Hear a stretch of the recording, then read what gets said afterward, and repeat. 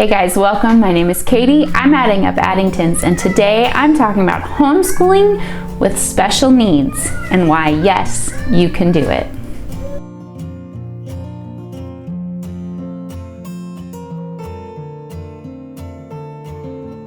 If this is your first time here, welcome. I'm a mom of 8. We own our own company. We homeschool. We're former foster parents. We're an adoptive family. We're a multiracial family, and we love to travel and adventure together. So I would love for you to hit that subscribe button and stick around because we love to share our adventures with you. So today I am answering a question that I get really frequently, which is, can I homeschool if my kids have special needs? And I'm here to tell you, yes, you can. Now, the term special needs is a really broad term that encompasses a huge range of needs for your kids. So you might have mental development issues, you may have behavioral disorders, you may have physical handicaps. Now, I do just want to throw in the caveat here that I am not a doctor or a therapist or even a special ed teacher.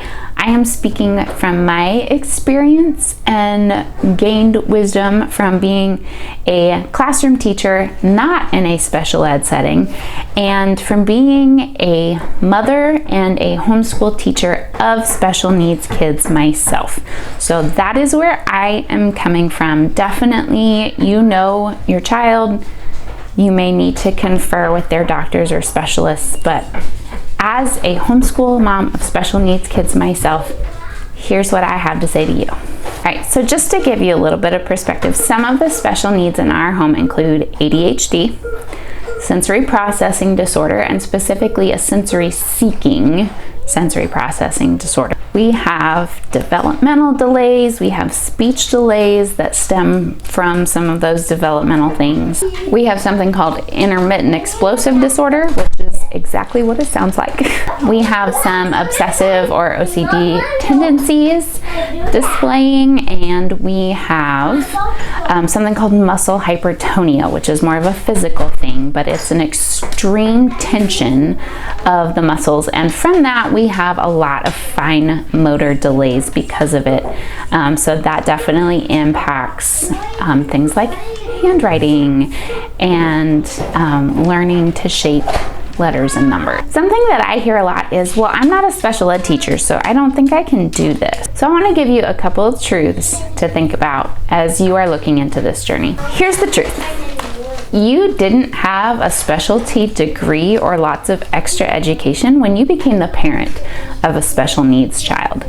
Yes, maybe you adopted your child and you knew ahead of time that they had special needs and there was a waiting period, and you did lots of research and took the opportunity to prepare and learn more, but that is the exception and not the rule. If your biological child has special needs, chances are you had no idea even at the point that they were born. Chances are a lot of these special needs showed up in behaviors and stuff as your child aged, and so you had to figure it out as you went. I know a lot of our special needs are in our adopted daughters, and that came the same way. I would say I knew some of the physical things that they were going to have, but for the most part, these special needs have cropped up over time as they age. So even as an adoptive mom, I didn't know what all of this entailed. So chances are you don't have any preparation in your background to be a parent of a special needs child. And here's another truth. Nobody knows your child's specific needs and quirks and intricacies and struggles and issues and triggers and all of those things. Nobody knows them better than you do. The truth is, you are your child's best and greatest advocate in all areas of life. So chances are that you still taught your child to walk and talk and eat and potty train and all of those things, having never done them with other special needs kids. And maybe you had to do it differently than most of your friends. Maybe you had to use different tips and tricks and techniques than most of your friends did to teach your child those things. But you figured it out. You did research, and maybe you asked for help and input when you needed it, but you figured it out and you got it done. And the same is true with each stage of education. Yes, you can get input, you can ask for outside help and resources, but at the end of the day, nobody knows your child's special needs as well as you do. So just like learning to walk or talk or eat or use the bathroom, you may need to kind of feel things out and change and adjust as you go. And some of this is instinctual. Some of it you will just look at and say, yeah, I know that that's not going to work for my child, or hey, something is wrong and I need to adjust course as I go. Some of it you may need to ask for help. You may need to visit a doctor or a therapist, or get a consultation with a special ed specialist.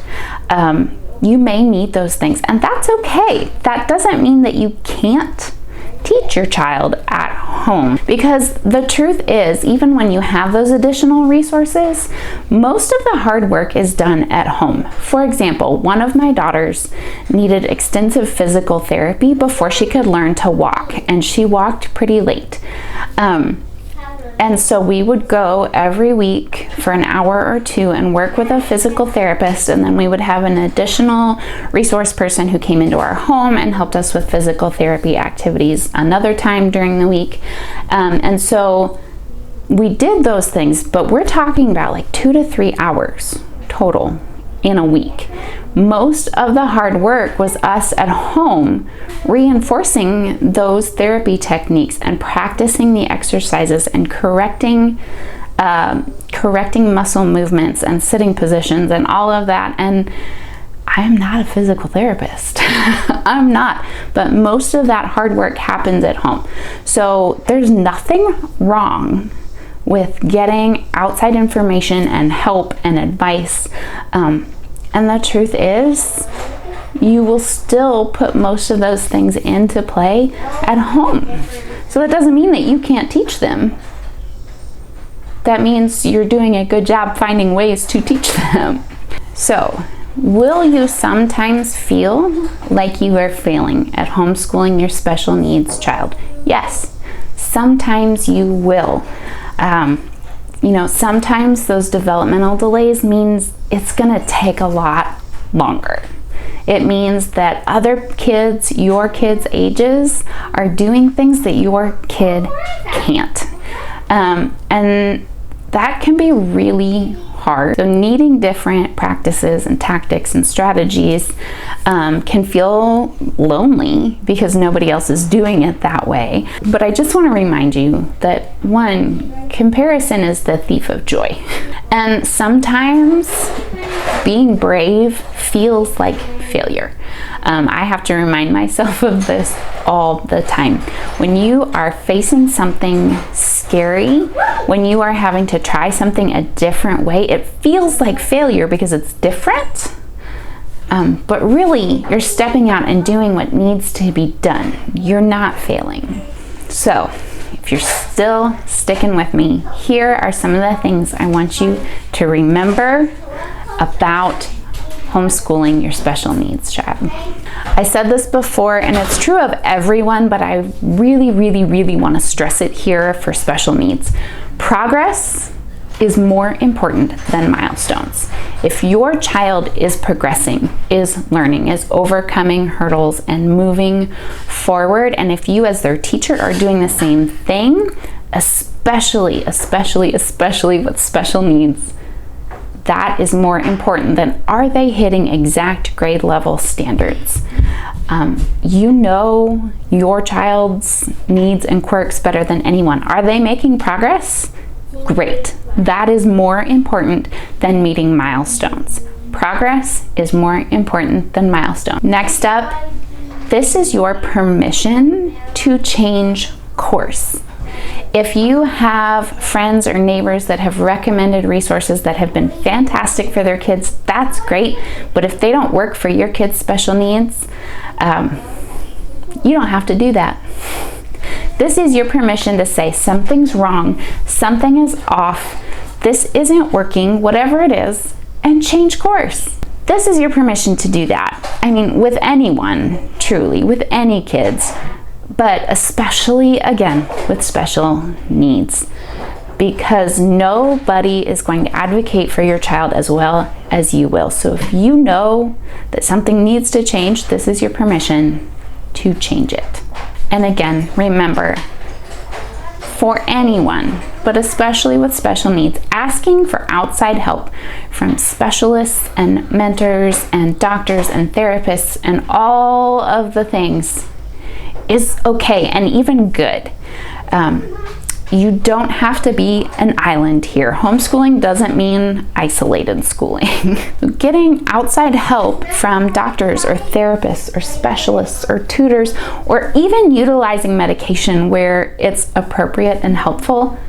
Spoiler alert, we have a child that uses medication to her extreme advantage. She learns so readily with medication in her system. It's amazing. So utilizing those outside things when they are helpful and necessary is not failure. That doesn't mean that you can't teach your child. That means you are using every available resource to teach your child. And here's the thing, even special ed teachers do this.